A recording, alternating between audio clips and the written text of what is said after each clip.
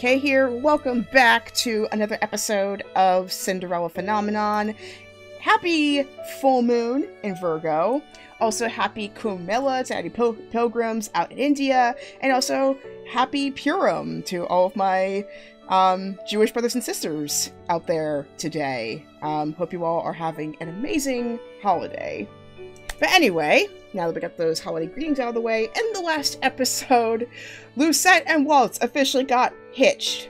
For realsies. No Princess Bride interruptions or I object or anything like that. It legitimately happened.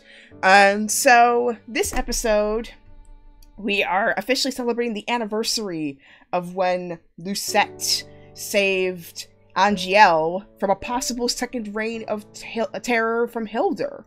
So, we're gonna find out. What is she gonna say in her speech? What has Waltz got planned? And most importantly, would he look amazing in a crown? We shall find out. Right? Yes, of course, we've got my friend Tobias Tantalus joining us today.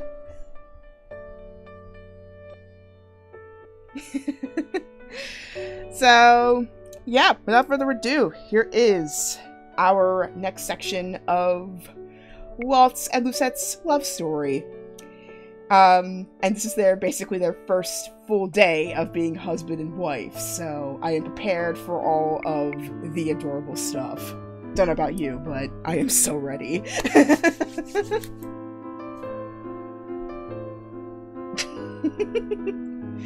Alright, so here we go! Waltz and I walk to the dining hall hand in hand.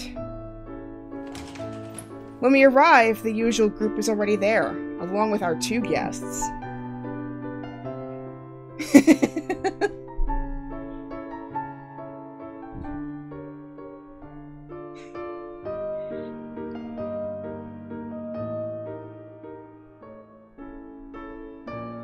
Prince Lance looks at Waltz, a consternated look on his face.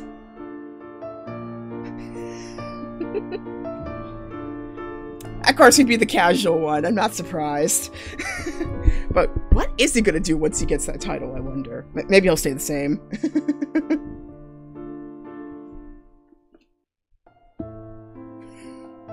Quad size.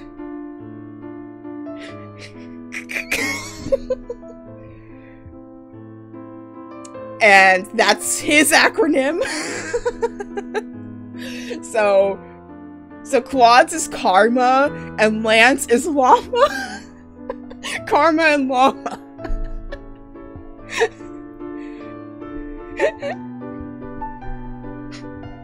Karma Llama.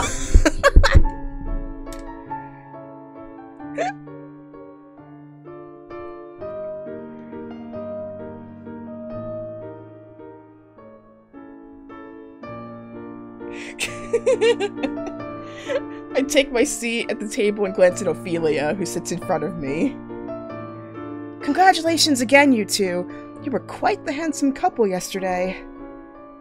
Yes, you looked stunning, Lucette.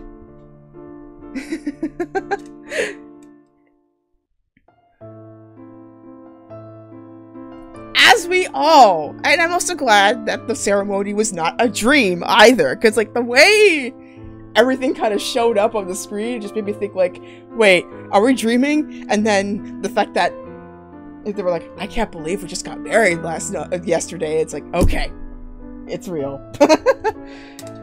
Rushed?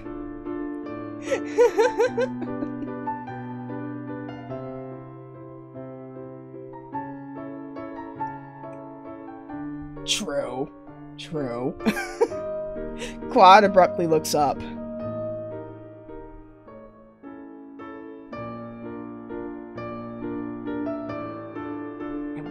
Pray tell, what is it?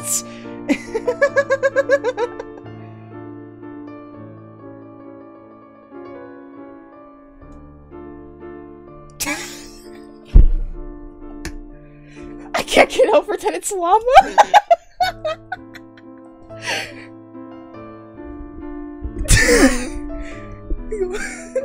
A llama? He's supposed to be.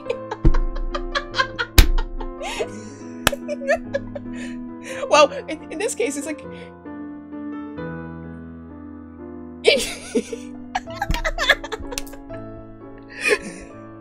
Well, considering what happened to Karma, I'm not surprised. I'm kind of not surprised that reference kind of came into my head. He furrows his eyebrows at me.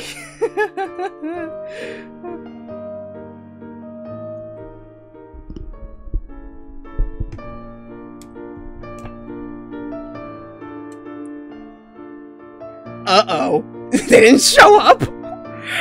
No, I did not. Claude deflates.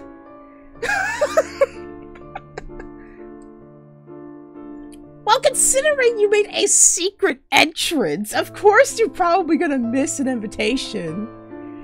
I shake my head. This is a ceremony for the two of us. It's true I wanted friends there if they could make it, but the grand ceremony with the nobles in attendance will probably happen next month. Be that as it may, I'm glad that you and Lance were there yesterday, Claude. Claude reflects my smile back at me.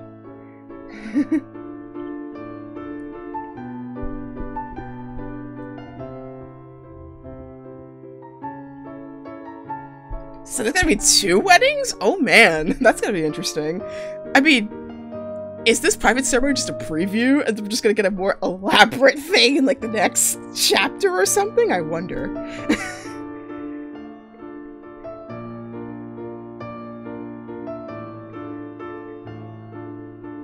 Mm-hmm.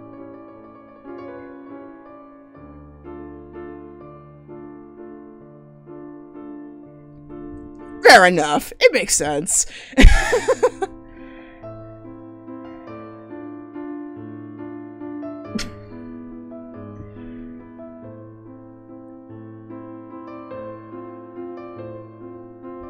Considering his personality, I can kind of see that.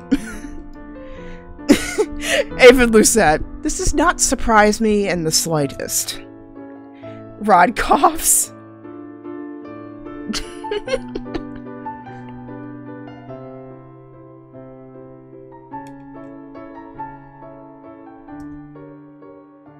Waltz lifts his glass with a bright smile.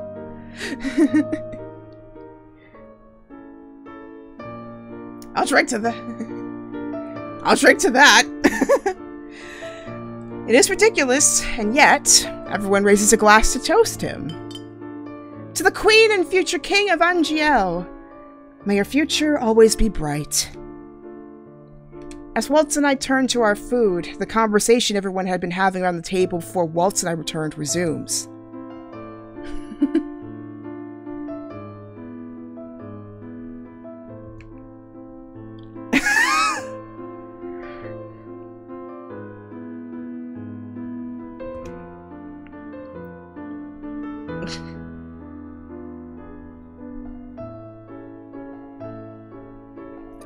Emmeline.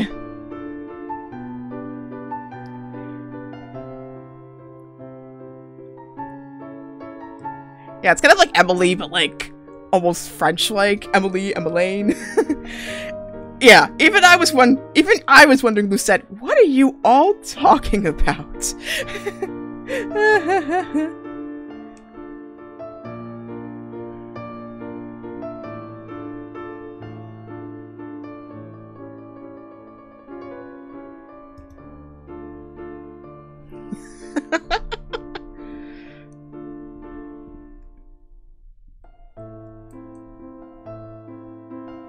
Is it like Corona, where it's like lanterns up in the air and all that dancing and stuff?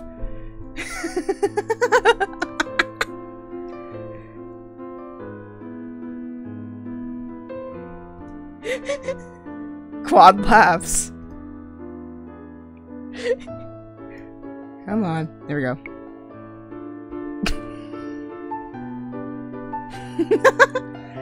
It will be a good time, Rod. You should come.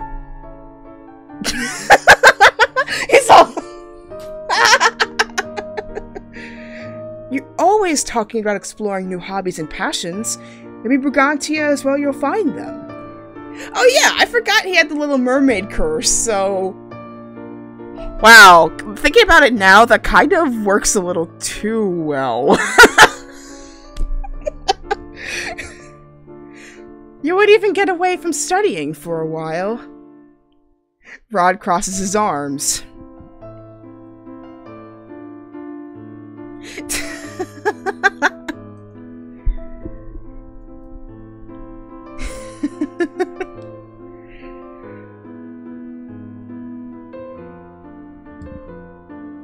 Now I'm trying to imagine Rod being a performer, and at least this version of him, I can't imagine it, but maybe when it gets...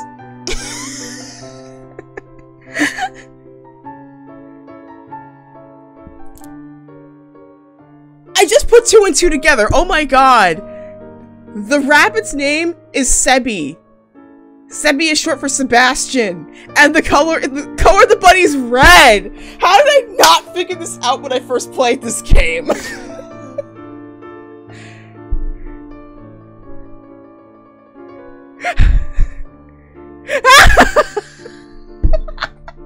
How did I not figure this out? Oh my gosh, I think it's because I focused too much on like the OG Brothers Grimm tale that I forgot that was like a subtle nod to the Disney movie with Sebi on his shoulder.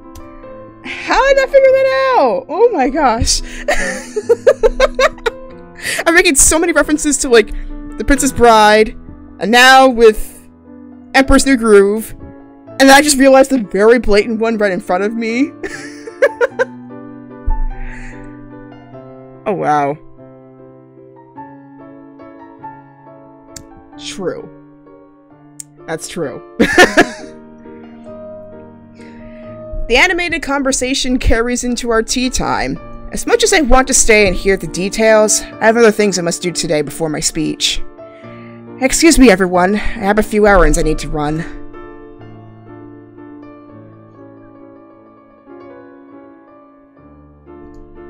I set a hand on Waltz's shoulder as I rise.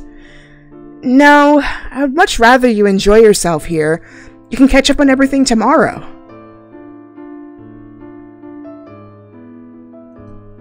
I lean forward and whisper, one of us, at least, should be a gracious host.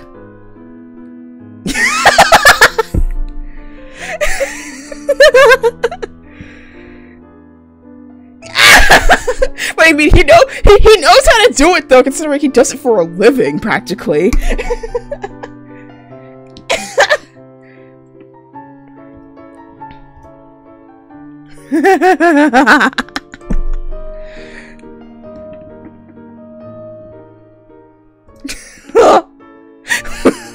Waltz smiles sweetly at Claude.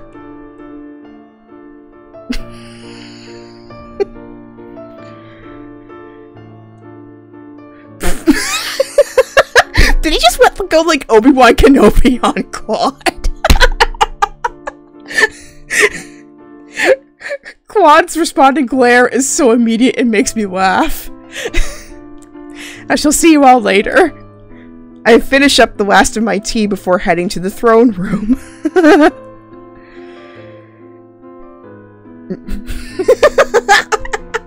By wowing everybody. With your magic and your snappy wit. I'm just making fun with everybody. Buddy, that's easiest way to make friends right there.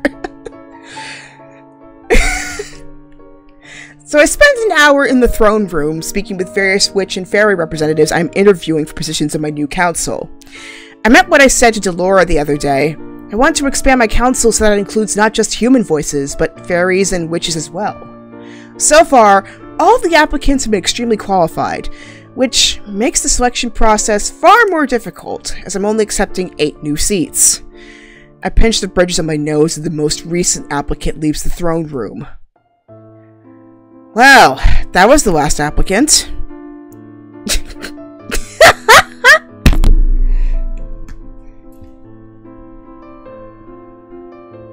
Of course, Cinna will have to pull that in. You've gone from being overwhelmed to suddenly doing everything at once. I had a burst of inspiration after speaking with Cinna. I called both Delora and Cinna here today to help me speak with the candidates. Delora has been my teacher for years, and Cinna is not only the lucis bearer, but the one who inspired this idea in the first place. it makes sense to have both of them here.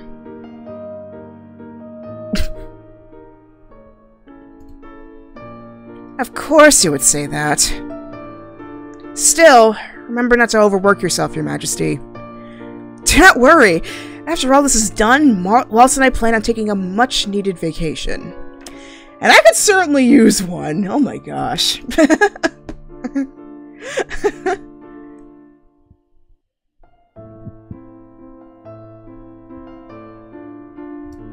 Waltz has been by my side this entire time, but my duties are still my own. I thought it would be best to start this process without Waltz and catch him up on things later.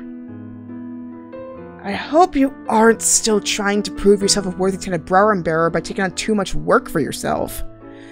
No, I'm simply striving to be better. I will let my actions speak for themselves. Delora crosses her arms. Spoken like a true witch queen. The title startles me. Witch queen? Well, if you think about it, that's what you are, isn't it?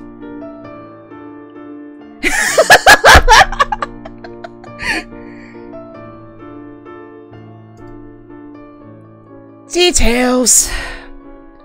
Witch queen. Like my mother. Title...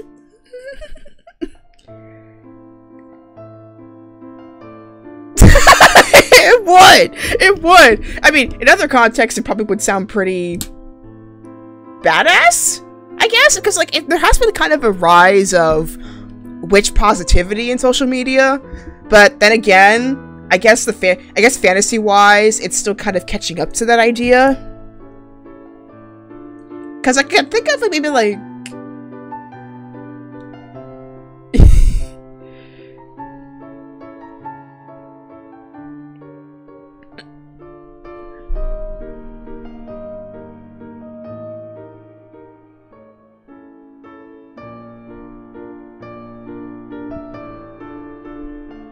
Right. Yeah, because I can only think of maybe, like, 2 positive, instances of witch representation, and neither one of them had a state of leadership. I have to make a note of that. That might be a good inspiration for a future story or something. But Delora makes a really awesome point here. Titles are just that. Titles. We inject new meaning into them all the time. I wonder if I could accomplish such a thing with that title. Anyway, since that was the last applicant for the day, I assume you want us to excuse ourselves so you can make preparations for your speech? The speech is in about 1 hour. I wonder if I have time to do that other thing that's been on my mind. Yes, we're all done for the day. Thank you both for assisting me. It's an honor, Miss Tenebrorum Bearer. Cinna shrugs.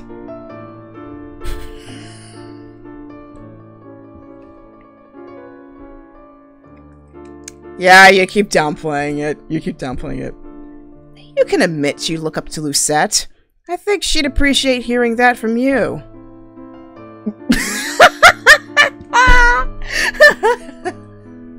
Of course he wouldn't admit it. He's too cocky for that. Amazingly, Cinna doesn't say anything to that. Which means... Thank you, Cinna. I look up to you, too.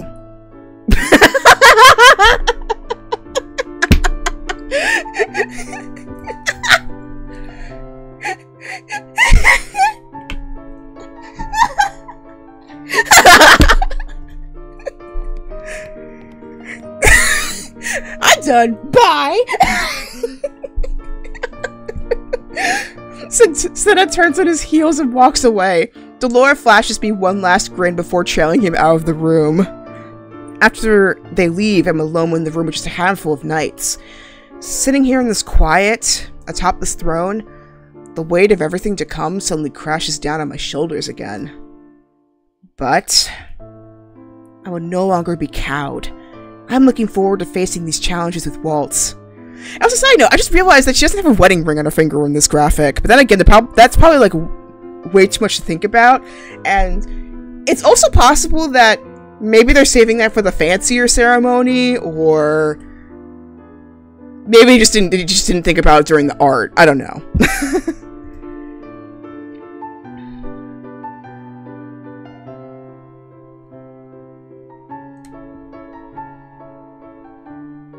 Yeah.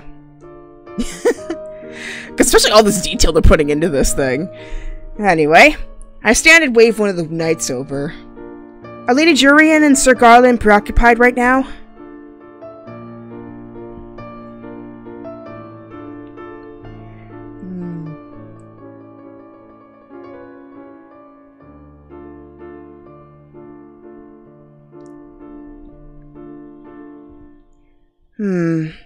I wouldn't want to bother them.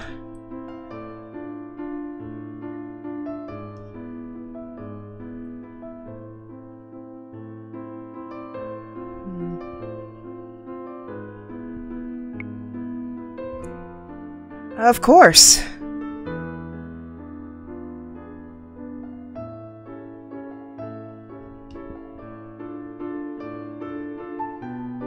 Oh no!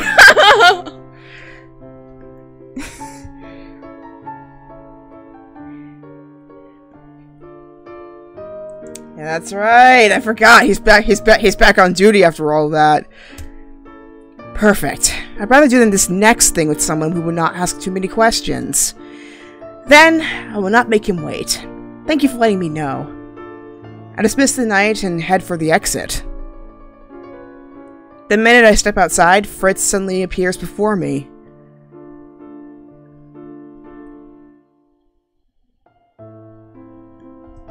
Fritz bows low before me.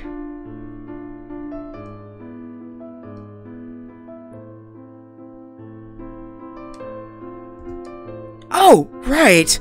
I was wondering when Jurian would tell him about the promotion. You do not need to thank me for something you've earned, Fritz.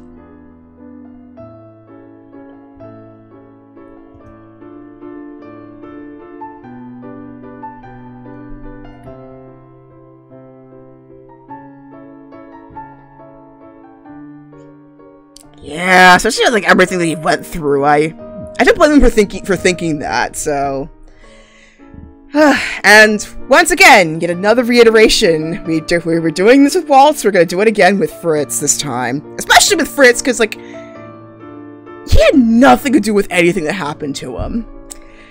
What happened 2 years ago was not your fault, Fritz.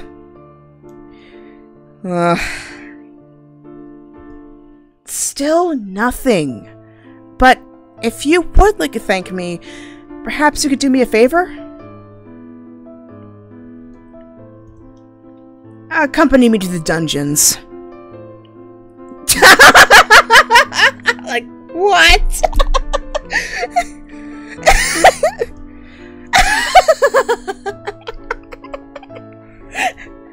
I need to visit a prisoner. Oh wait! Is this the person she talked in the last chapter? Yep.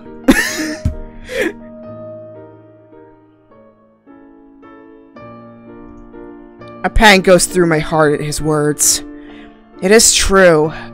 We managed to get the arsonist to confess. He did so without any guilt.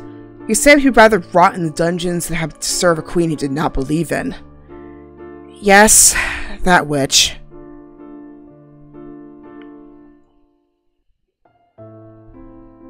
You shall see when we get there. I gesture for Fritz to follow after me, and the two of us make our way to the dungeons. The dungeons are cold and dreary as always. I force a neutral expression onto my face as I approach the witch's cell. I find him sitting cross-legged on the ground, staring up at the ceiling. Oh, God!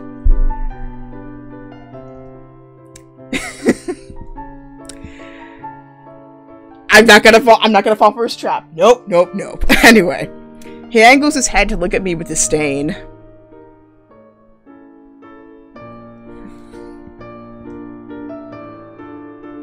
You tell it, Fritz. It is okay, Fritz.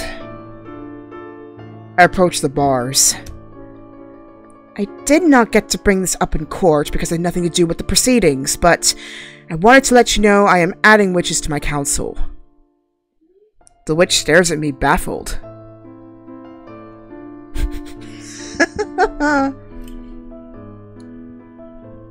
Here we go. No trick, just the truth. You said I am not like my mother. You are right. My mother lied and manipulated others. She saw things in black and white, good and bad. But we are all more complicated than that. My mother only took counsel of the witches that kneeled before her. She ruled through fear. That was also wrong.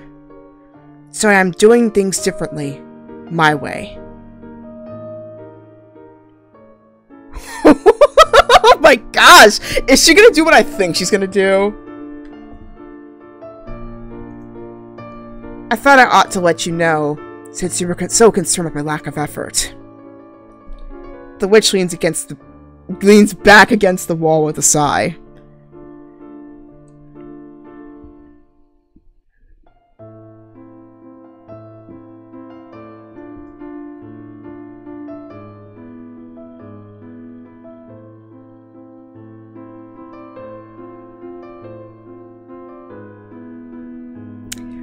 Oh boy! Oh boy! And I feel like this is a debate that we're currently having, really. Because, I mean, we're only 2 months into the new year. But there's a lot of shifting going on. Albeit, some people would say that it's not happening fast enough. And other ones saying, hey, we're just starting out. It's gonna take a bit of time for us to all adjust.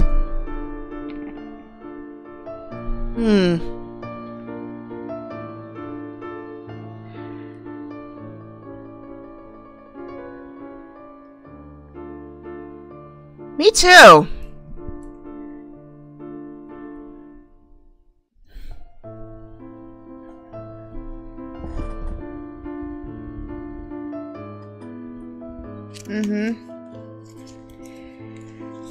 Yeah, and yet I don't know why. It's like, yeah, I'm probably gonna press I do not believe that's true. And yet part of the realist in me is leaning towards perhaps, because like sometimes we gotta acknowledge the fact that maybe because like it took years. It's years of like, I mean, the relation between witches, fairies, and humans got dismantled practically in an instant thanks to the fairy tales. And even the fairy tale curse kind of made it go further. And it's kind of hard to expect that it's gonna be fixed in 2 or even 5 years after all that happened. But on the other hand, you gotta start somewhere to make progress.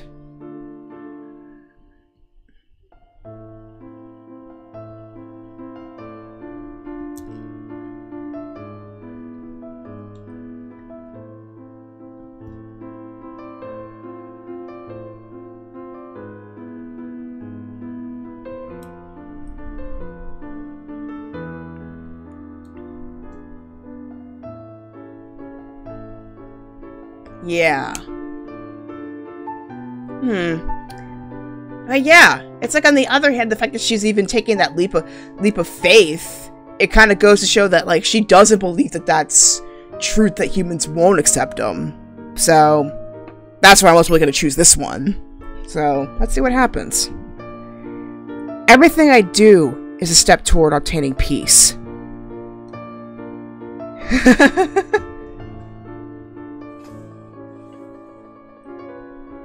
Yep. The witch scoffs.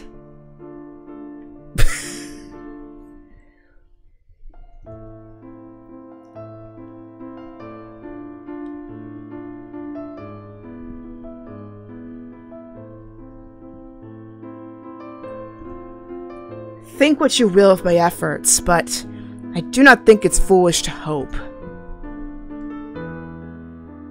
Yeah, what do you say to that? Oh.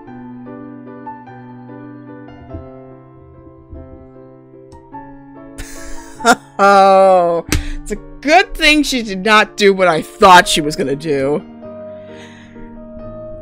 It is my duty as... Yeah! Like, that's what I originally thought she was gonna do. But then, like, I'm glad that she did not extend that. In some ways.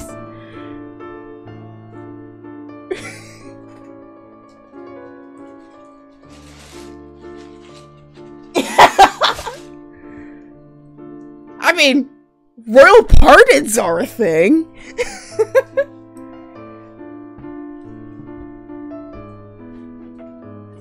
No, he is not. He has not earned it at all.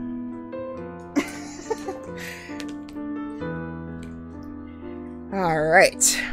Well, I had to get my charger real fast because I did not think my laptop would like be at like 20% so quickly, but then again, considering I'm running OBS, Discord, and this game on here all at the same time, of course it was going to consume battery really quickly.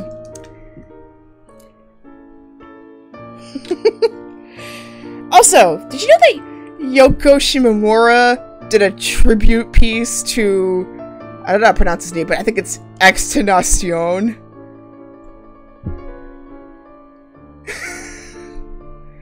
I did not, yeah.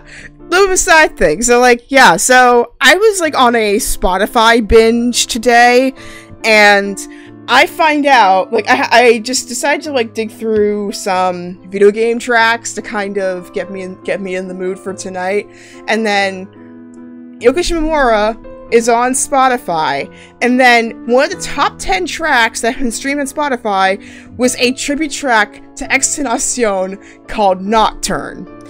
I know that Extenacion was a big nerd. I mean, considering that he contributed one track to Spider-Man Into the Spider-Verse, but I don't know if he was a video game fan or not, but like that track just reminded me of a Kingdom Hearts anti-hero.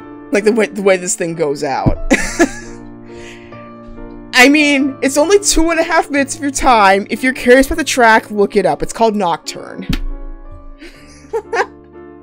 It just came to mind because I've been hearing this piano music, so... Back to regular scheduled programming. Anyway. It is my duty as bearer to watch over the witches of this kingdom. You are included in that duty, even if you do not consider me your queen. I step away from the bars. That is all I came down here to say. Good day. I turn and walk away. Woo! And this is why she's a queen. Ladies, gents, and non-binary friends. I turn and walk away, Fritz trailing behind me.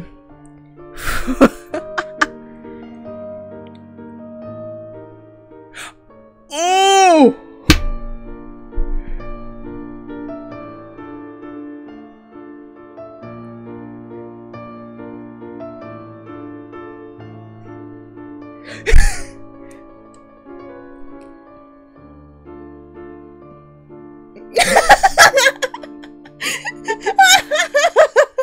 Oh yeah, I need to watch Frozen 1 again, because I mean, as flawed as it was in some parts of execution, like the humor was actually pretty spot on, I will say.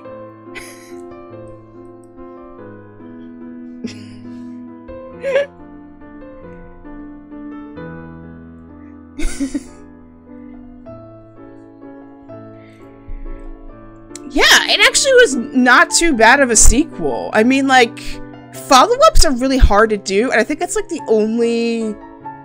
I think, besides Ralph Breaks the Internet, I think that's, like, the only... Besides Ralph Breaks the Internet and the Toy Story series, I think that's... And The Incredibles, I think that's the only... princess movie sequel that I can really think of that made it to theaters.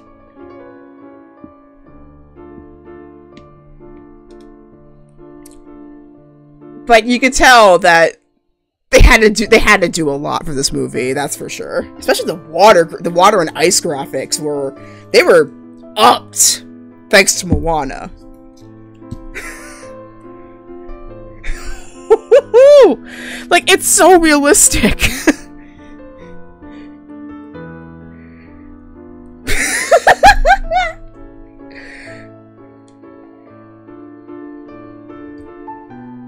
Foolishness. I know.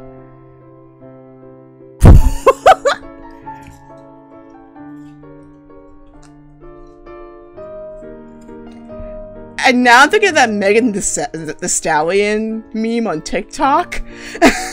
Because, like, she's basically the personification of that. The two of us make our way back to the above-ground corridors. Thank you for accompanying me, Fritz.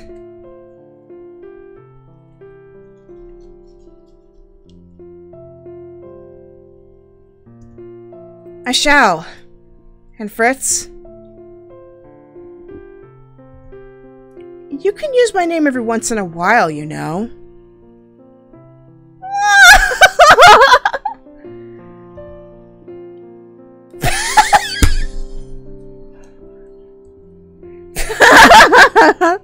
He's compensating, I get it. Better. Will you be at the anniversary festival today?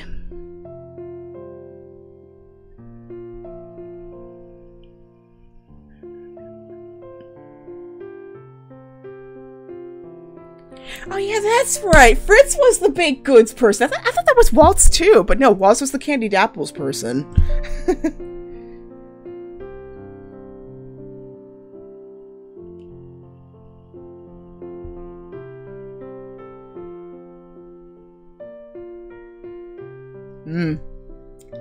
I never knew Fritz had a sweet tooth. And we will find out more of that sweet tooth when we get to his ending, which we're gonna do after this one's complete. So that's gonna be pretty cool. But yeah, I totally forgot Fritz was the sweet tooth one. So Waltz, it's candied apples. Fritz, it's baked goods, and Karma, it's cupcakes, I believe. Cupcakes and chameleons.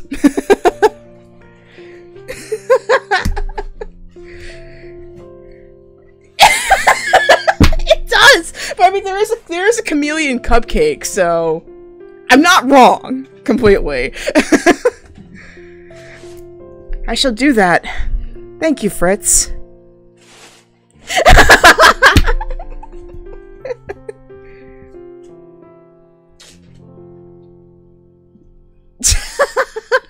Now I'm thinking of, oh man, I'm gonna show my minority side again. Star Trek Voyager, the Season 2 episode Resolutions, where, they end up on a planet because there's this one, bug that the EMH couldn't find a cure for like, the first half of the episode, and then, Jamie's like, since we're not exactly following rank protocol anymore, you can call me Catherine. And then Chakotay's like, give me a few days on that one, okay? And he still calls her Captain for like colloquial speech until eventually they're on a first name basis. But it's really cute eventually when they have more of a relationship. But yeah. Fritz bows before excusing himself. I head in the opposite direction, toward the front gates where I am to give my speech. Based on the reception of the audience, my speech is well received. I tell the audience of the endeavors I had already discussed with Waltz. I tell them about my intention to make every voice in my kingdom heard. I promise I will judge every crime based on the sin, not the sinner. It does not matter who the criminal is.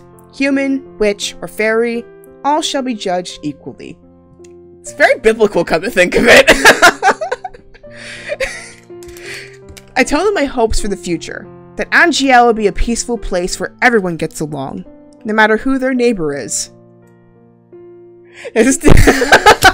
Now I'm thinking, I'm getting back into my school mode.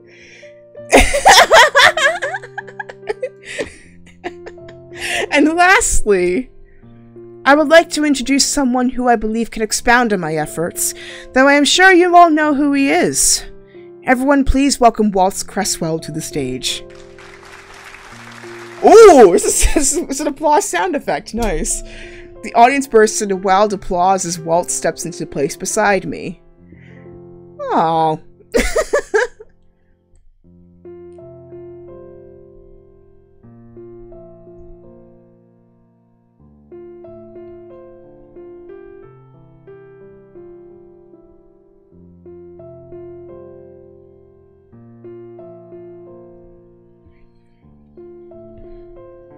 Which makes sense. It's a completely different role you're taking on, but it's still a role. Thanks, Dad, for that tip, by the way. This prompts some chuckles from the audience. Waltz uses that disclaimer at the beginning of every speech, but he's just as good of a speaker as he is a performer. He's always had a gift for putting others at ease.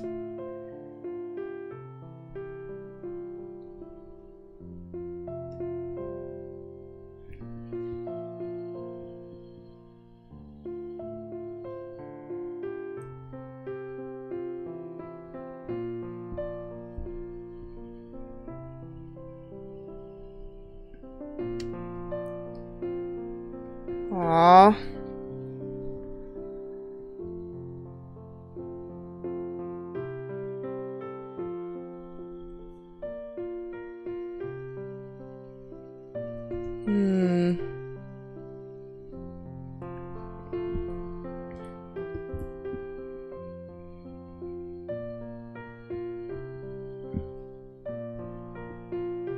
Aww.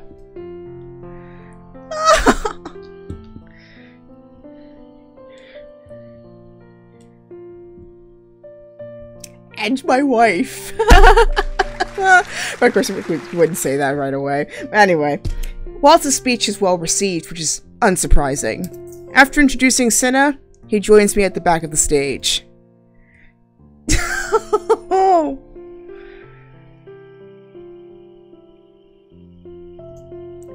And you were a natural on that stage, like always.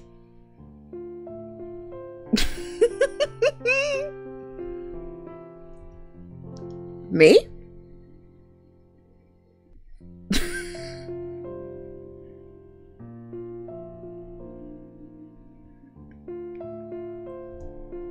Why will you let me learn something from you?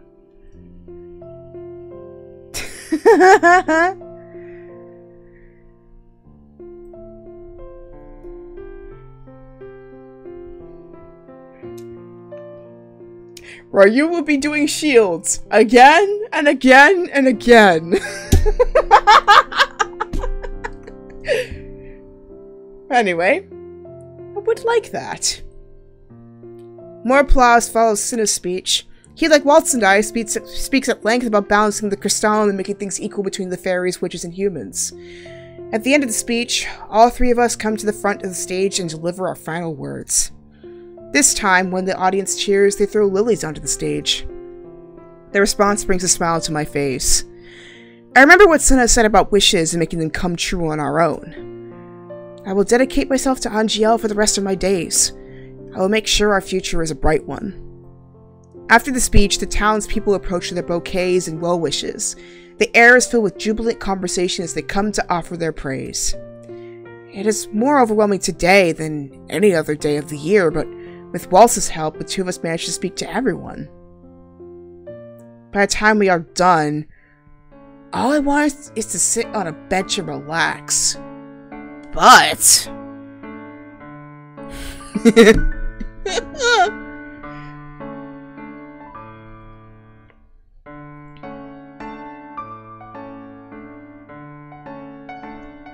Ooh! Croissants or candied apples, I wonder. I remember what Fritz said about there being a bunch of themed baked goods around town today. He mentioned some stall with almond chocolate croissants. Oh no!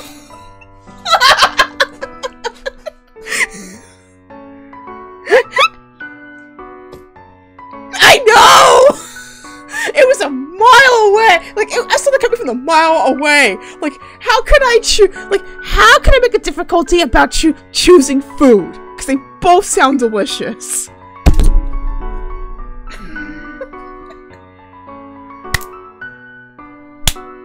I was just mentioning. I just mentioned earlier what each person's themed food was. I don't know about Chevalier and Rod, but I know for the other three, with Waltz, Fritz, and Karma, what theirs are. So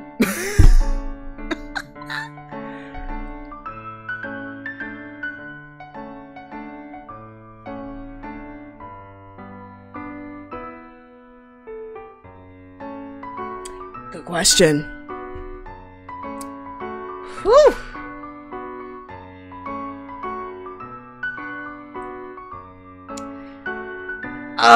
If I could considering that's like, this is like the anniversary and they're husband and wife now, I'm leaning towards the candied apples, and I just realized there's a typo on that.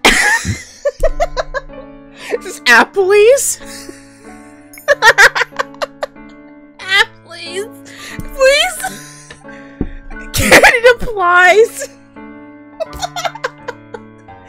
Oh, my apologies to Daisuke, but it was too easy. It was too easy. It was right there. But I feel like it's an easy choice, though. And I remember, like, in New Jersey, there's a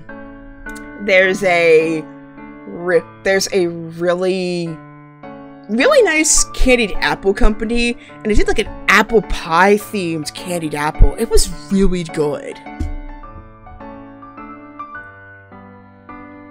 I unfortunately cannot remember for the life of me what it's called, but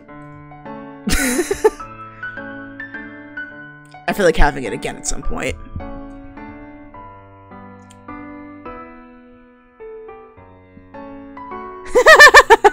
I knew he was going to respond like that. What? They're clearly the superior treat. I can always pick up a croissant later. Good for you, Lucette. Yes. You do not limit your food options. That was an evil question.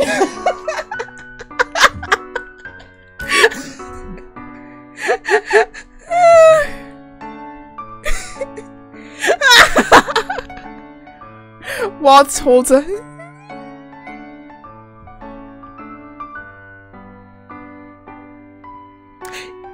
Yeah. Yeah, I just thought...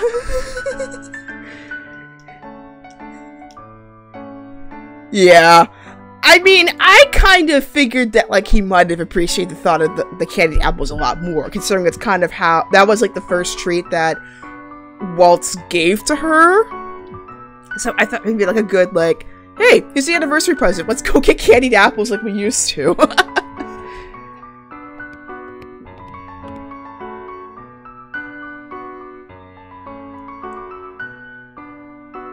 Yeah. It's kind of partially assuming that you've already played the previous game, which I have. Actually, around this time last year. This is when I played, I think this is when I played Waltz's route, actually, so it's actually kind of nice that I actually remembered that, you know? It's like, it's such a small detail, but it's really nice that it kind of rewards you for remembering that little thing, you know? But yeah, that's how much dedication to put into this game. I love it. So, anyway, the stall owner we have been visiting for years is there, and smiles at us brightly when we arrive. Oh!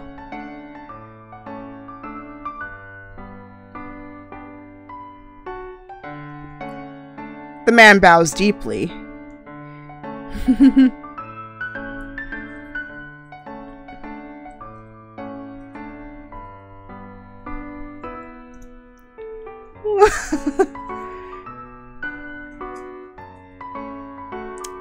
Isn't it obvious why we're showing up?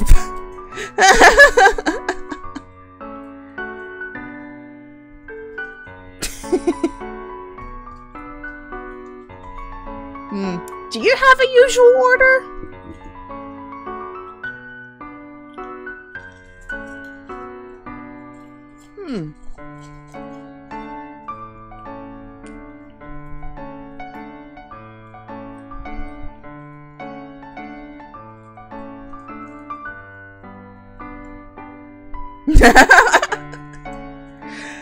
Yeah, I guess, like, it depends on the place that I go to. I typically don't really have a usual either, but I guess if I had to pick one usual, there's this pho place on Route 40 that I usually go to, and I always pick number 45 with extra noodles. Oh yeah, feel free to comment on the side. What's your usual? Because I would love to know. It'll give you something new to try. Waltz digs into his pocket for coins for the merchant, but the man refuses to take them when he hands us our apples. Oh.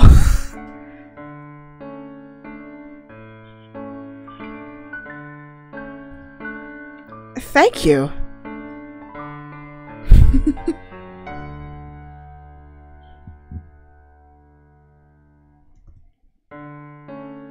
Waltz and I settle on a nearby bench to eat the apples, but when I reach to take mine from him, he lifts my apple into the air away from me. He takes a bite from his and chews for a few moments before finally handing me my apple, a mischievous smile on his face.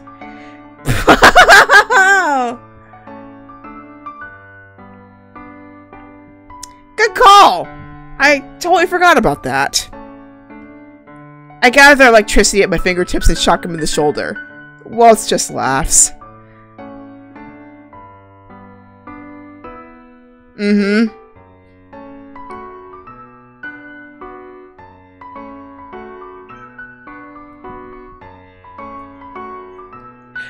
Wait, would anyone want like a Snow White reference though?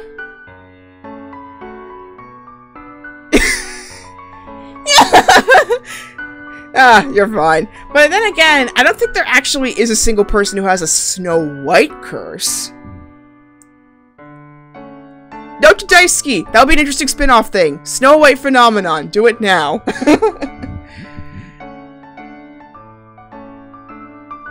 Ooh, good question. I mean...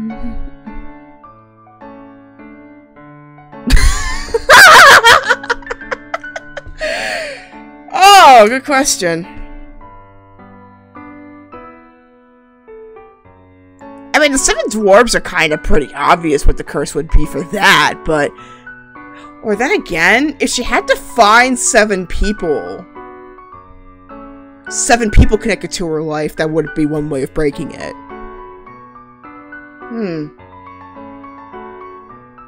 I'll have to...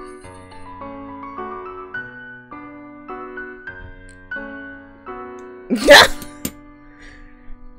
I'll have to think about this one. But yeah, that'll be a good opportunity for a spin-off. Think about it, Daisuke. Add in the same poison apple comment? You said you would always remember that day. Waltz nods. You told me you were fulfilling a promise you made to me long ago.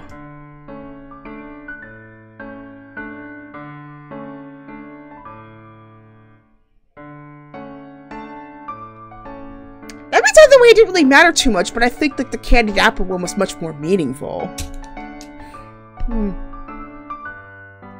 I feel much more better about my choice now.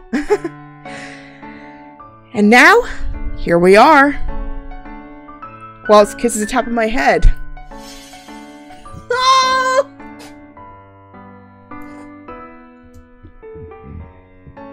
After the two of us finish our dessert, Waltz stands and offers me a hand.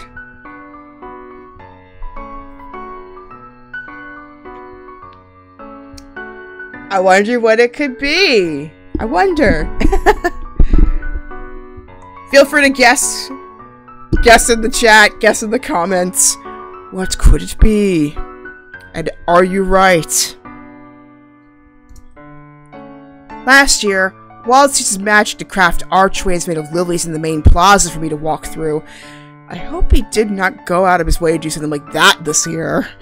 I am both excited and nervous.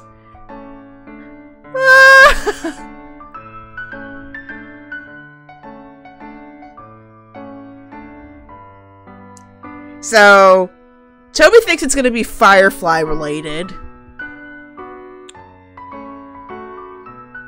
I don't know! It could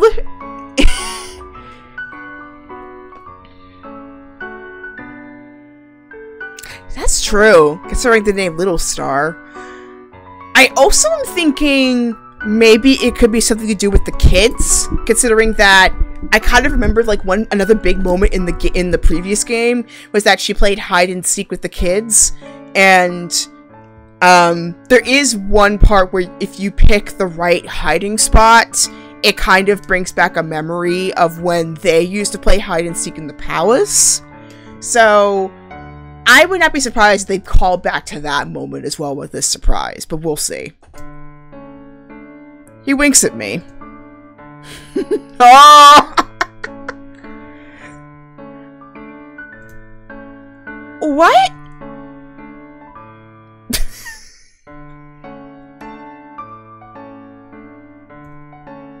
He leans closer to me. Close enough to whisper in my ear.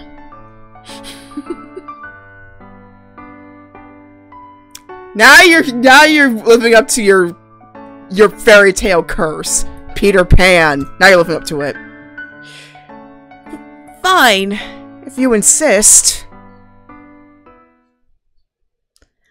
I close my eyes and hold tight to Waltz's hand, letting him lead me to the surprise location.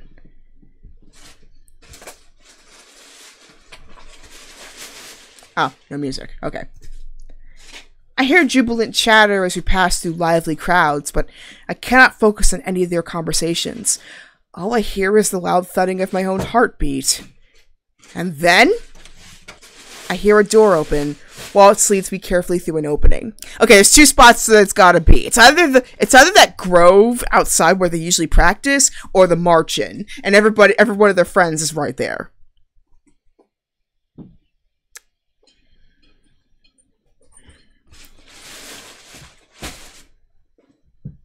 Yeah, I'm thinking the march-in as well, because, like, they hadn't been there, like, properly in months, if not probably years. So I wouldn't be surprised if the march-in's where they end up, either. So let's see.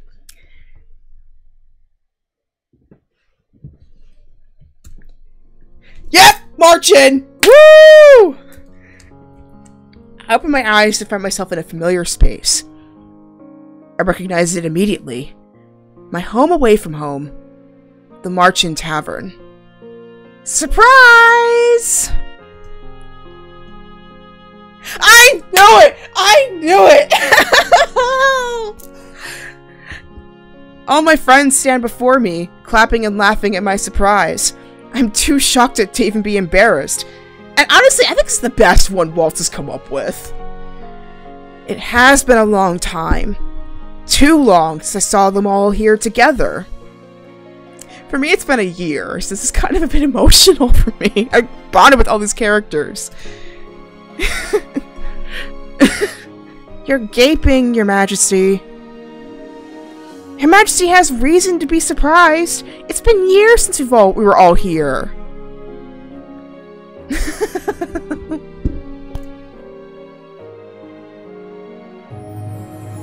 Yes! Yes! This is the one!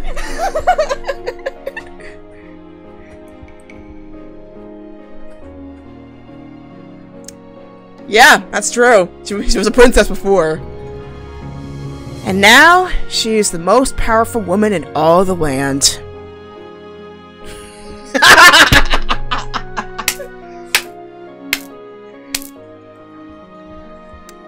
A resident Deadpool, ladies, gents, and non-binary friends.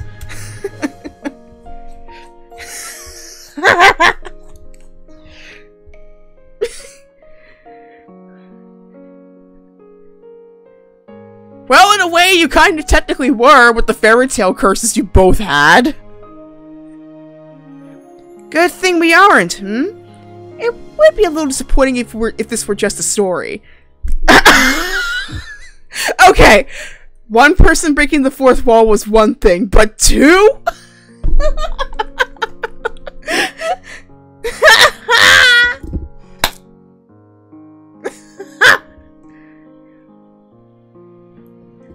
we just basically unofficially get called bards? I guess we are, aren't we? Oh. Waltz wraps around her arm around my shoulders and pulls me closer. Oh. I don't understand. What are you all doing here? We're here for you, Your Majesty. Oh, the broom! Mr. Broom!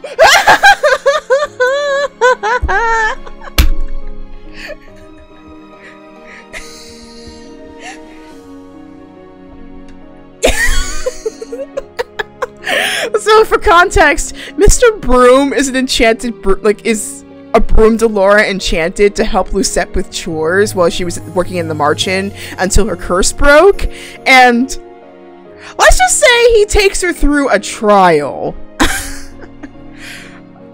Oh no. Yeah! The broom hops into my arms before I can step away. Thankfully, it does not force me to clean anything. It just seems jittery with excitement? This is what I mean.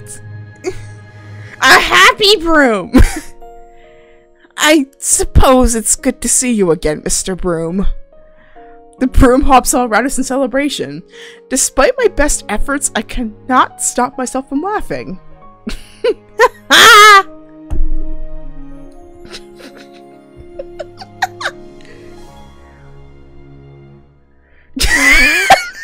I wonder what he would say seeing an enchanted broom.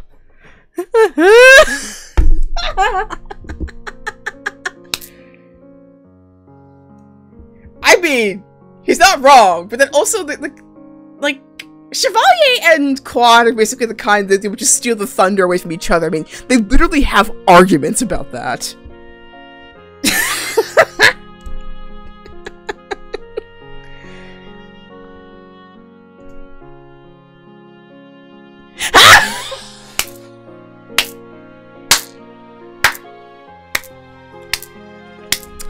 Very blunt as always, Cinna.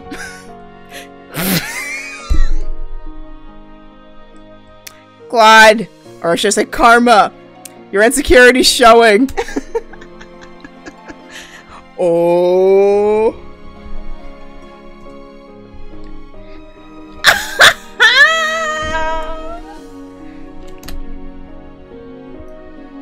And Chevalier would know. Oh.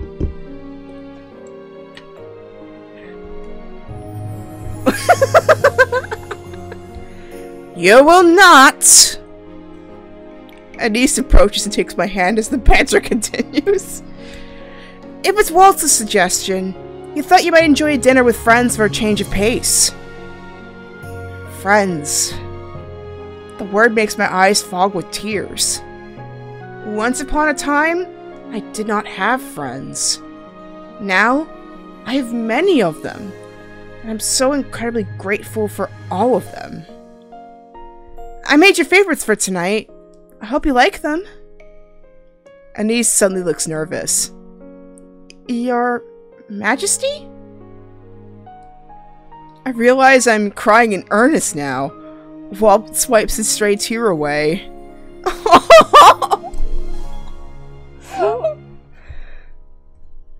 Everything about this is perfect, Waltz.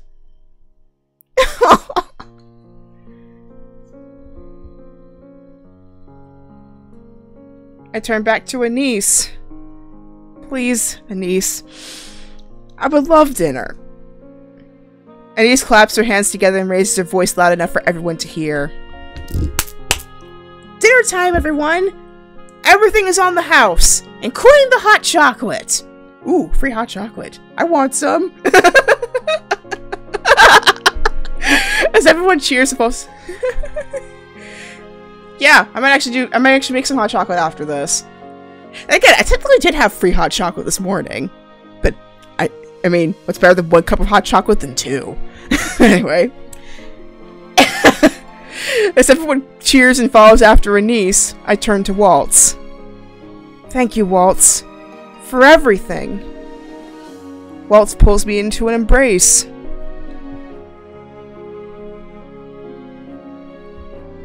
Oh. The two of us share a quick kiss beneath tavern lights before we follow the group into the reception area. Tonight, I forget that I'm a queen and the Tenebrorum bearer. Tonight, I am just Lucette, a girl who is here at the Marchand Tavern to enjoy good food and good company. And I think everybody needs to feel that moment. Chapter 6, Past and Future. But yeah, I think everybody, regardless of position, needs to have that comfort of being in a place where you could just be yourself, regardless of what your title ends up in. And I think that's why a lot of heads of state, and especially royals, kind of feel that pressure, because they never really have the chance to do that, because their title always gets in the way.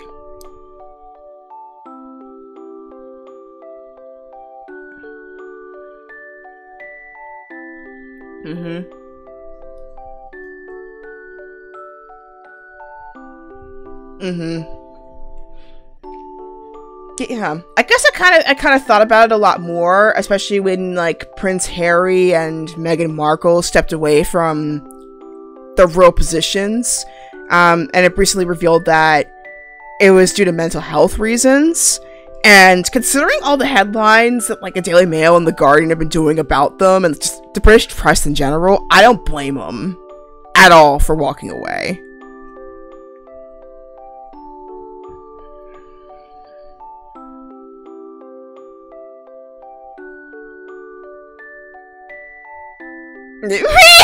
No, everybody going after you or trying to usurp your path, all that kind of stuff. It's like, that's the last thing I want to do. Are you kidding me? I would rather live an average life.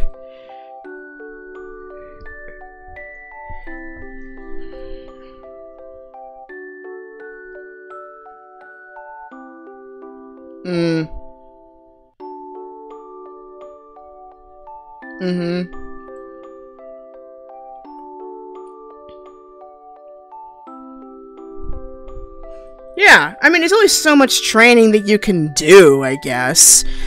I mean, I do have some basic crowd management training, but, like, not enough for, like, a managerial position. And I actually do have some royalty in my lineage, but I was never really trained up for that, per se. It's more so about cultural awareness, I guess. Little fun fact. Now you know. But yeah, I think it's ultimately perspective. For some, it can feel like a burden, whether chosen or thrust upon them. And then for others, it can be an opportunity where you could do way more good because you have a lot more power that you can use to create that good. And that's how I'm trying to look at it, especially if I ever become big one day.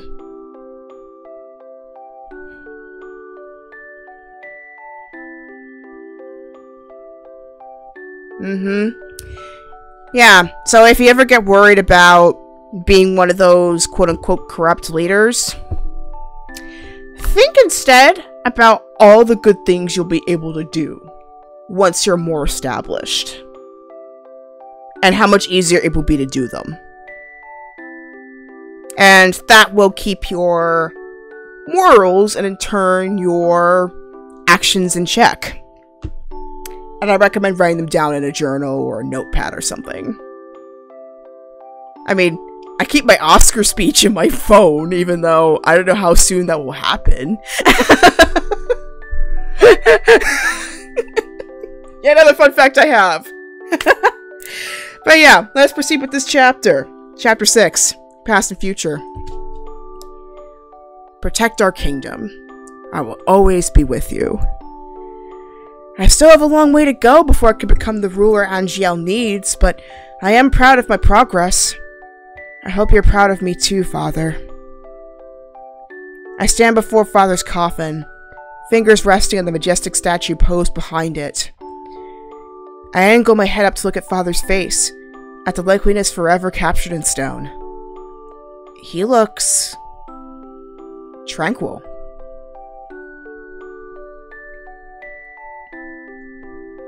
Waltz still stands by the entrance, where he has been waiting for me. Now, I realize he is no longer alone. Hello, dear. Hello, Ophelia. Are you here to speak with Father? I can leave if that is the case. Oh no. Please stay. I cast a look back at Waltz. He just smiles and shrugs, which I take as a sign that we still have some time before today's excursion. Ophelia slits a white lily on the coffin. I'm assuming it's from the anniversary celebration a few days back. Hello, dear. You missed a wonderful anniversary celebration last week. I'm sure Lucette has already filled you in on most of the details, but I wonder if she's told you yet that she recently married.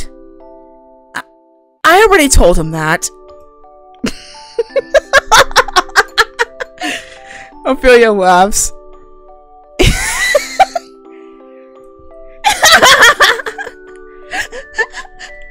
Good.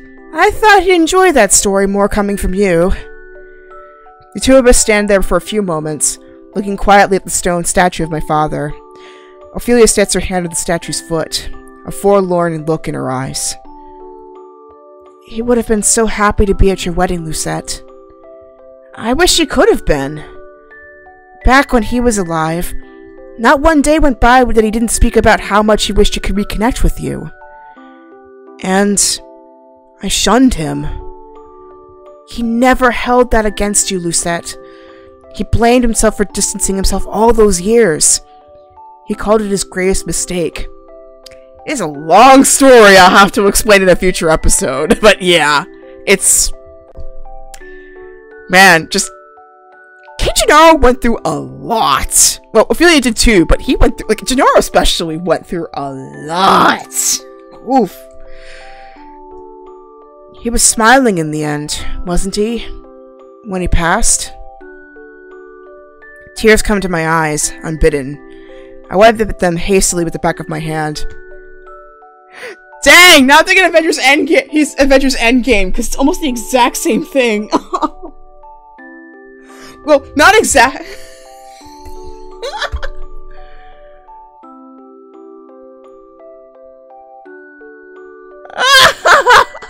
I mean, it's like, it's almost exactly the same, too, because, like, Gennaro basically protected Lucette from Hildur, or was it Myth? No, it was Hildur, because, like, Myth, he managed to dodge, but Hildur, almost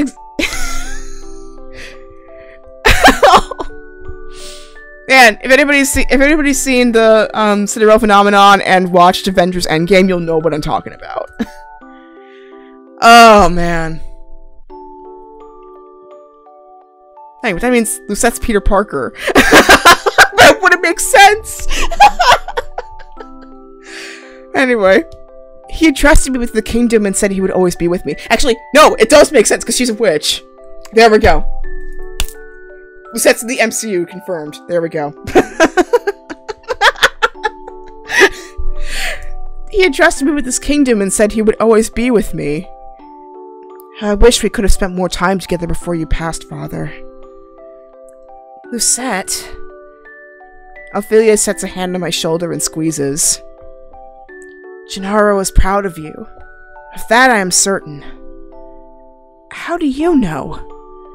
Because I am proud of you. And we agreed on almost everything. The words infuse me with warmth. I wipe the last of my tears from my eyes and smile. The effort is much belated, but I am glad we could talk like this, Ophelia. Likewise. It's an honor to be here for the Queen of Angiel. She steps away, a thoughtful look on her face as she glances between Waltz and I. You have somewhere to be, don't you? I won't keep you. Thank you, Ophelia. There's no need to thank me, dear. You know I'll always be here if you need me. The last thing I see before I leave the room is Ophelia's fond smile, trained on my father's coffin. The love she has for my father shines unfettered in her eyes. I see now that their love was true. I am glad that they had each other. Waltz offers his hand as I near the exit. And I'm glad I have Waltz. I could not imagine ruling Angiel without him. The two of us walked through the tunnels until we reached the surface. But yeah, Ophelia was basically Gennaro's first love, essentially.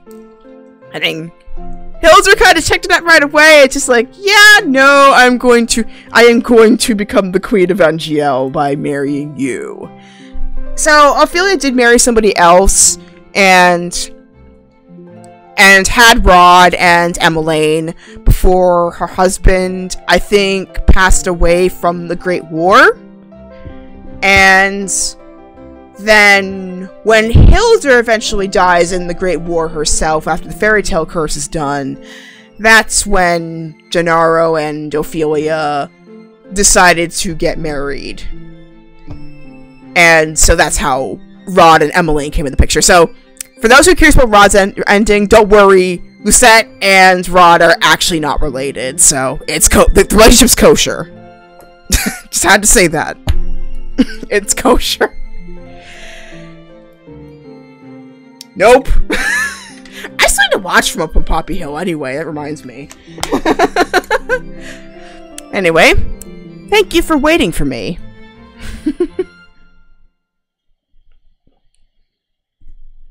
Next time I speak to Father, you have to join in.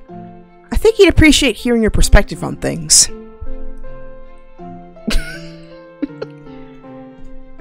On events like the wedding.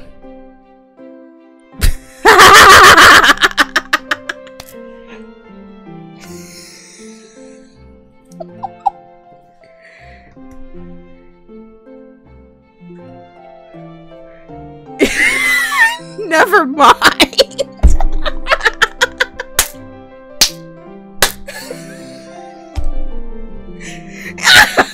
Oh, God. Why would that surprise if Waltz was going to go that direction?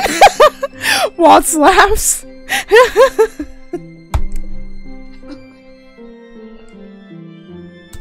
We turn from one corridor into the next and nearly bump into two familiar faces in passing. Let me guess, Jurian and Garland. Oh, Emmeline and Rod. There we go. Oh, Lucette!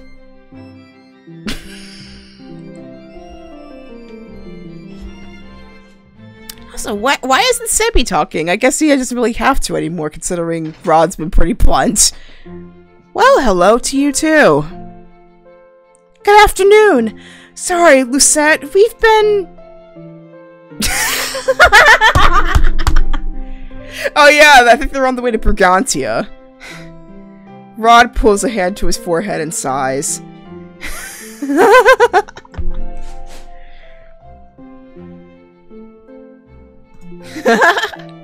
They said it was a brotherly tournament and they didn't want spectators, but...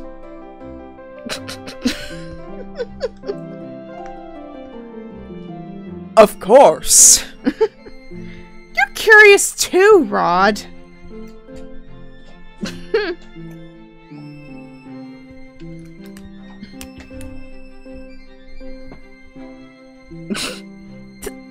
That's not fair.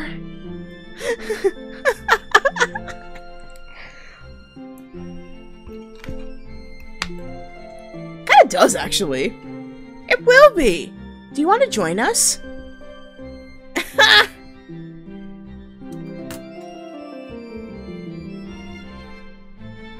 Ooh! Puppet show! Yay! Nice!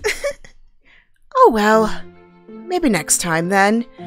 I think it would be nice if we all sat down to a game before Rod and I left. Things have been so recently that I forgot about Emmeline and Rod's imminent departure. For the last few days, the two of them have been preparing to go to Brigantia for a 1-month vacation.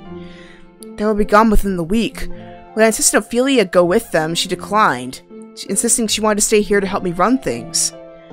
I would like that very much. Then we'll talk to the princess about it. Emmeline grabs Rob by the sleeve and tugs him forward. Come! We have to find them before the game ends!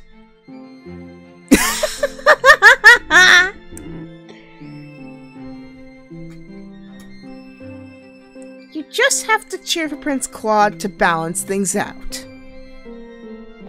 Rob releases a long-suffering sigh as Emmeline lugs him behind her. She turns back only once to wave at us before disappearing down the corridor.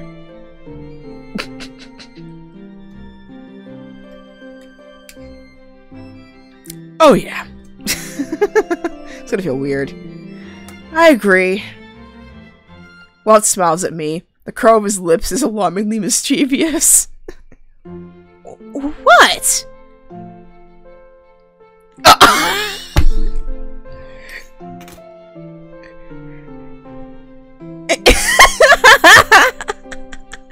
Every time he mentions children, I become flustered. As we take steps to make our ideal future a reality, become closer every day to the possibility of having children, but it will be. Someday. Waltz nods. Well, I mean, you technically could experience that with all the kids you're teaching magic to. Just a thought?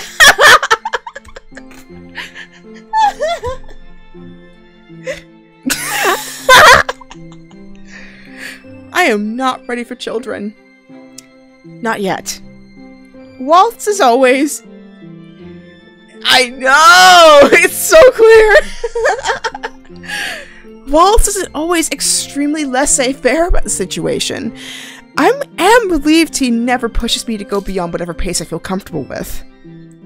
Waltz holds out his arm. I rest my hand in the crook of his elbow and let him lead me into town. The little decorations from a few days ago still litter the plaza when we arrive. It looks as if this town has survived a storm of flower petals. And I know it's a little bit sadder of an imagery, but I keep on thinking about, you know, like the Hunger Games when, President Snow rains down white roses in District 13. In, I think it was Mockingjay Part 1. I just keep thinking about that. But that, like, the scene's pretty cool, I will say. Or, oh, here's some more joyful imagery, even though it is technically a wedding scene as well. I think it was Breaking Dawn Part 1, when Bella and Edward are getting married.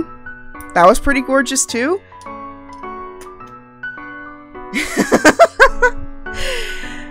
But anyway.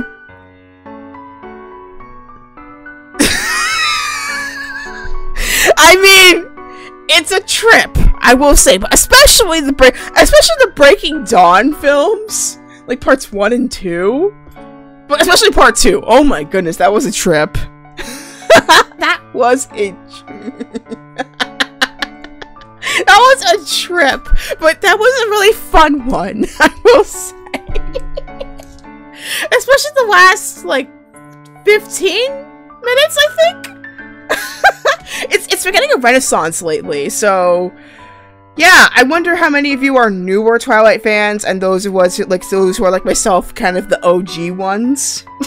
I'm curious. Anyway, but it is beautiful, I will say. It like some of the shots in that film are kind of like, when it's not CG heavy, it is beautiful. Well, comedy gold, however. All the comedy gold movements, they are gorgeous no matter what way you look at it. Waltz and I wave to the townspeople as we wander. Knights trail us from a distance, watching the proceedings with smiles on their faces. They only pause when someone rushes toward us. Your Majesty! A witch, a familiar face stands before me. Oh, the shopkeeper, I remember her. Good day, Your Majesty. The witch is one of the candidates who came to speak with me in the throne room about a council position a few days ago. For years, she owned a potion shop in Angiel and came to the tavern to discuss important political affairs with Laura and Parfait. Good day. How can I help you? The witch looks jittery, but less so with nerves and excitement. I received your correspondence the other day. Oh, that. Your Majesty, I am honored you selected me to serve on your council. And it's kind of a given considering that she already knew her before, so it makes sense why she would pick her. Anyway, the witch curtsies low before me. Please, that is unnecessary. It will be my honor to have you. Last night, Waltz and I were up late looking through vetted applications for the council positions. We sent letters to those we knew were immediately qualified for the job. This witch was one of them. She received personal commendations from Delora and many of the other witches working around the palace. I wanted to thank you in person, but I can't put into words how grateful I am. Please, you do not need to thank me. I am looking forward to working with you during our upcoming meeting. Likewise. Oh, the witch bows to me again and then to Waltz. And side note, that transition was so satisfying. The way like the curtsy kind of went to the side. Like that was so satisfying. Oh. You've come a long way, Waltz Cresswell.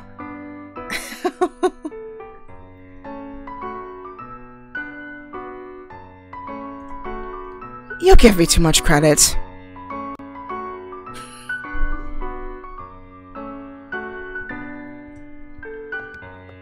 The witch excuses herself with another deep curtsy before leaving us. You saved Angiella all those years ago without my help, you know.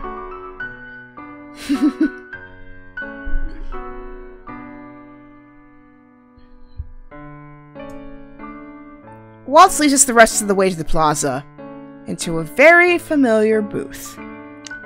Candied apples again, I bet? Oh! Or the puppet! I keep forgetting that. Cinna stands beside the puppet booth, a hand on his hip. He is surrounded by children, all of whom clap and cheer when Waltz appears. So we're finally going to be filling that dream of performing a show together. It's going to be fun. Cinna glares daggers at us.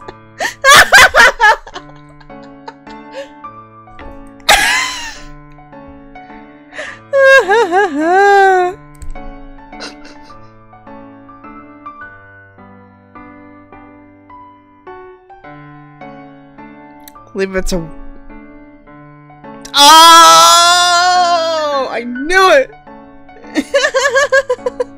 I also leave it to Waltz and cooking good food. I think you got it.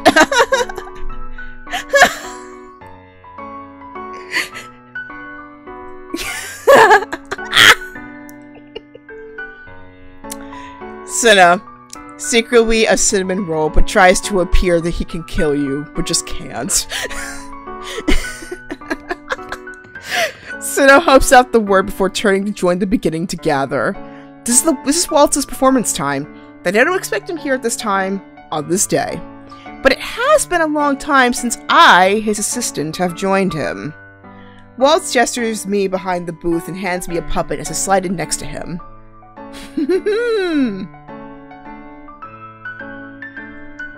I will follow your lead, Waltz. I wonder what story it's going to be. Waltz draws back the curtains on this booth and smiles proudly as the audience claps. Do you mind if I go into narrative mode for this part?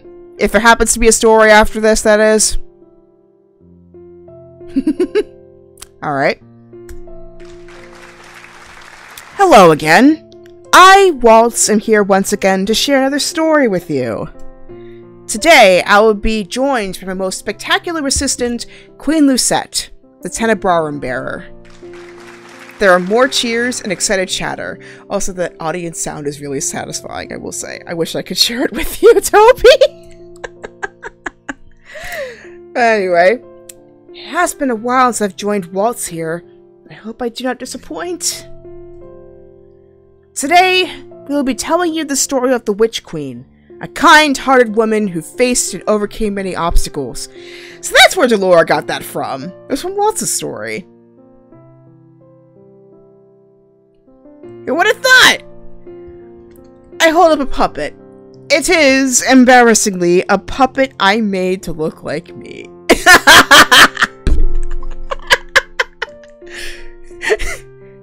Before, Waltz used puppets to tell me stories.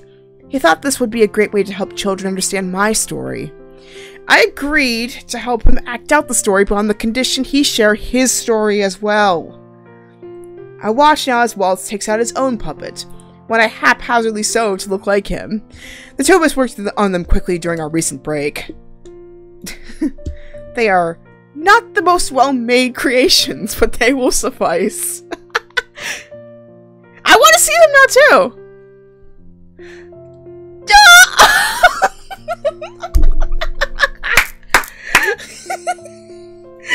Waltz leans closer enough to whisper to me.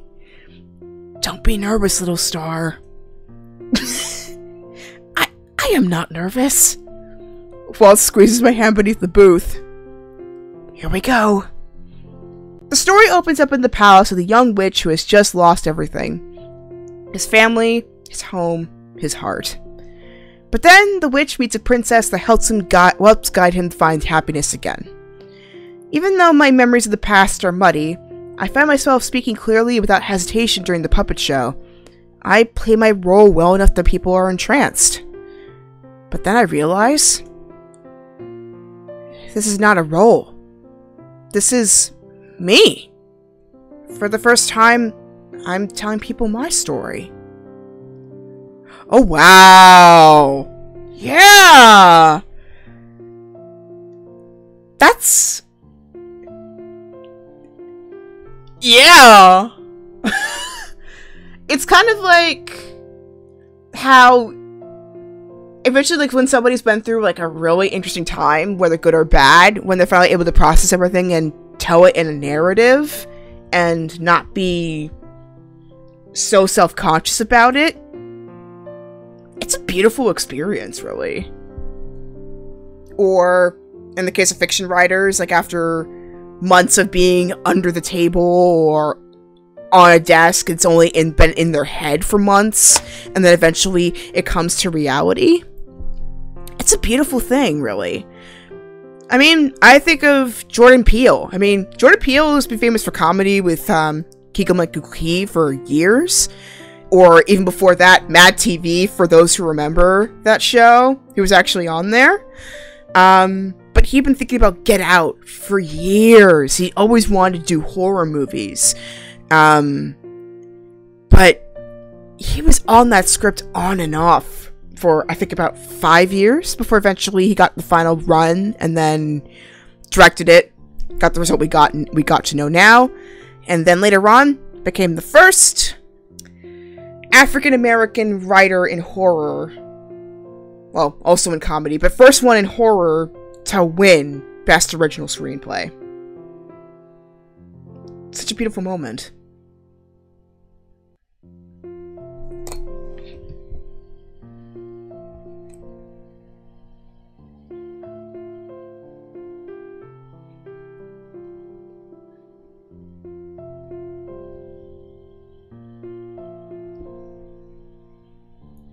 Yeah, and even I've been grappling on and off with the screenplay with a friend these past, I think now it's been like 2 years since we started having the concept, and I do have my times where I doubt whether I'm going to make it, and then obviously the situation occurred, but then it kind of renews the hope that whenever I see people online talking about, well, I guess I'll reveal it here. Nubia, Wonder Woman's twin sister. I've been wanting to have her back in the comic canon and even in turn the DCEU canon for quite some time now. And I've been thinking that maybe I'll be the one to make that a reality. And I just talked about that with my dad today, and he said, like, I think the probability is pretty good that it might actually happen if you keep going. So, trying to keep that hope in mind as you go through our projects. And you know, it's a full moon. It's a good time to make those wishes. If you did not make a wish earlier at 11:11, for those who are in the East Coast right now, well, again, it's always 11:11 somewhere, either AM or PM. But if you did not make a wish during 11:11 earlier, feel free to make a wish tonight at this full moon. This is the perfect time to do it. And also be grateful that you actually had the capability of creating those dreams in the first place. We all got them. We all got them. Even if we say we don't, we all have them.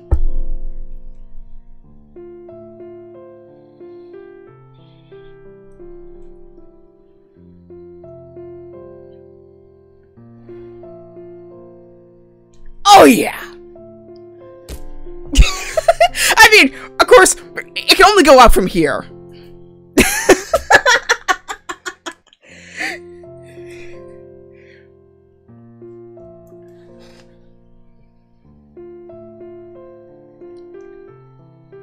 Yeah, I mean, it's a beautiful time to be an independent creator right now. I mean, because of like YouTube and Vimeo and Twitch, you could be an independent creator with full creative control and putting your stuff out there for the world to see. It's exciting.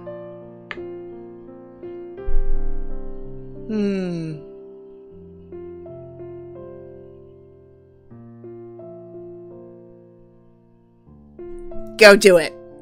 You've got our seal of approval. If you didn't get one with any of your loved ones or your friends, we're giving it to you right now. So go do it. We're rooting for you.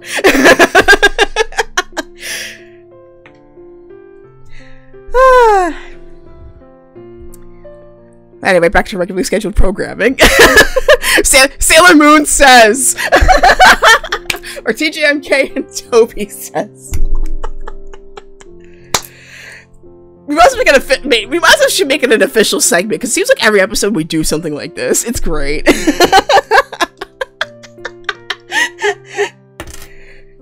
Many other characters make an appearance in the puppet show, including a snarky witch mentor and a kind fairy with an enchanted broom. Oh wait, it was Parfait who enchanted the broom, not Delora. But I thought considering Delora's snark, I would thought it would be her, but no, it's Parfait that enchanted the broom. I forgot. It is a long show, but by the time we are done, the moon hangs in the sky, and we are using lantern light to illuminate our stage. And in the end, the witch and the princess lived happily ever after. The response is startling. I look up to see that the crowd has doubled in size over the last few hours. People sit on benches and tables, on chairs, and on the edges of the fountain. I feel suddenly exposed, like I have bared my heart, but I also feel free. And now back to you, Toby.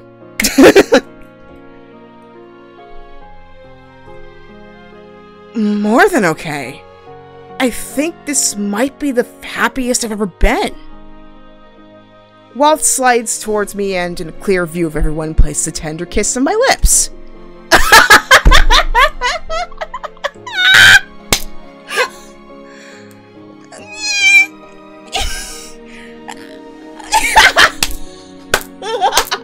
Realistic right there. Accurate.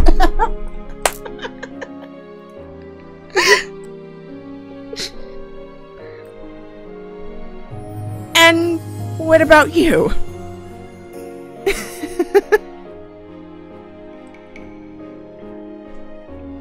Two of us stand to take a bow. Waltz, the future Queen of Angiel, and I, the Queen of Angiel, bowing before our citizens. Oh yeah. I mean, simple stuff can be amazing if done right. I will say that. So, puppet show? I mean, I can immediately think of this one puppet show they used to watch in childhood called Lamb Chop. Really adorable puppet. Yes! I used to have the doll too. I think I might have her somewhere in my basement. But yeah, Lamb Chop's Playhouse. Such a good show. If you're curious about it, look it up. There's some clips on YouTube. And this is also where the song that never ends comes from. It's from that show.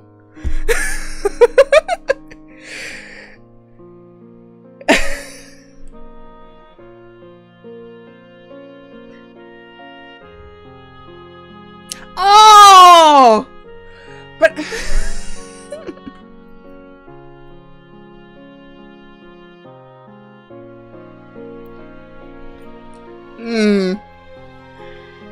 Yeah. Though, if I think I remember correctly, I think, like, the creator's daughter is still performing as Lamb Chop. I have to look it up, but I know, I think at least, like, this is, like, years before I looked this up, but I think Lamb Chop was still making some rounds. Albeit not on TV anymore, but still having performances. But yeah, it's a really sweet show. Go look it up. It's really adorable, and also the backstory is just great. I think it's another one that's really worthy of a Mr. Rogers-like documentary. Like those two films that came up with, like, the Please Won't You Be My Neighbor, and the Mr. Rogers film, I forgot what it's called, but the fictionalized film with Tom Hanks, that was a really good one. They're both good movies. I think it's worthy of that adaptation.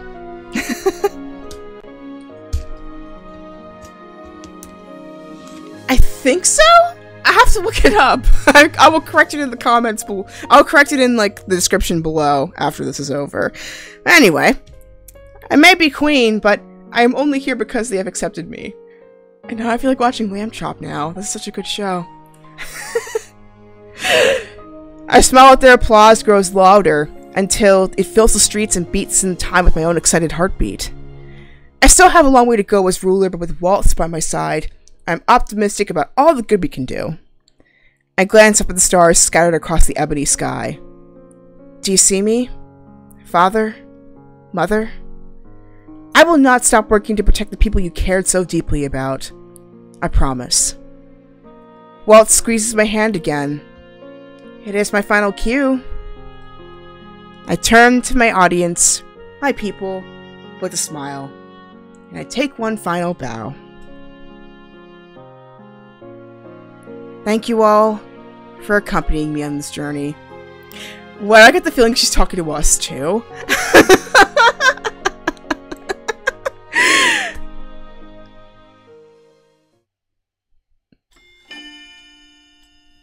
Oh snap! I was right. That was the end.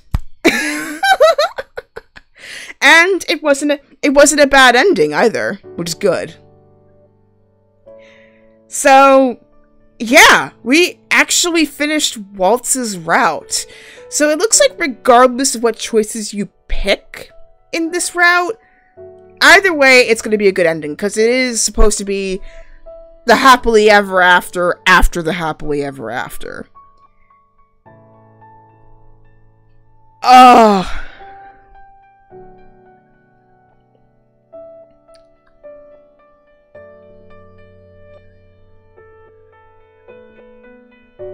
Mm-hmm.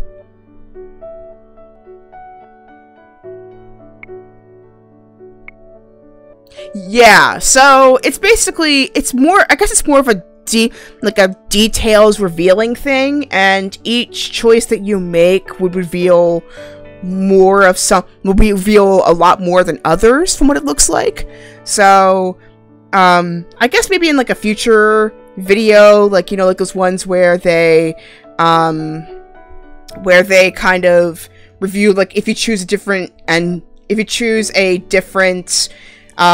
conclusion, then that's like what more information you'll be revealed, or what more thoughts that like Lucette and Waltz are kind of revealing. So, like, for example, I think in the very beginning where like they're like chilling and it was that choice between sing me a song and tell me a story, I bet tell me a story probably will tell me something different compared to sing a song. Or if we chose croissants, maybe we would get that kind of talk about how she wanted to try all the desserts in town, but it would not be as profound as when she chose candied apples and the little flashback to the first game when that was the first dessert that she had.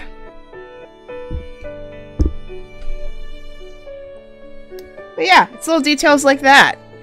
But yeah, that was such a good ending! I like it!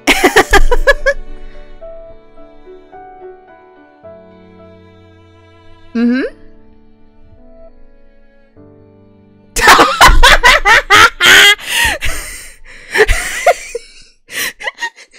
That is a good question. Like, will we get more of it as...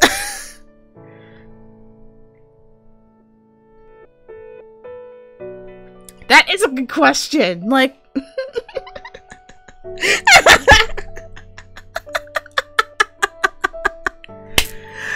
Yeah. Yeah, Toby just like put it out in like the first stream. I was like, wait a minute, I didn't notice that.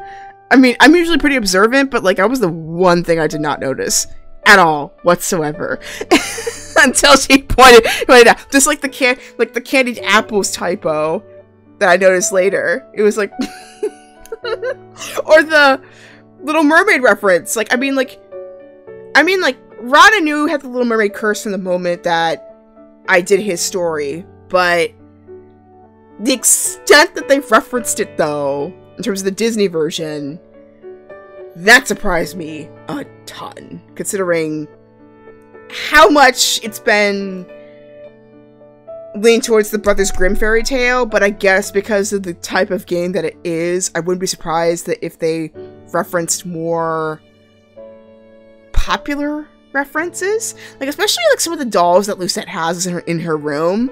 Like a couple of them kind of remind me of Disney princesses, like Aurora and Tiana. There's like one in particular that reminds me of Tiana straight up.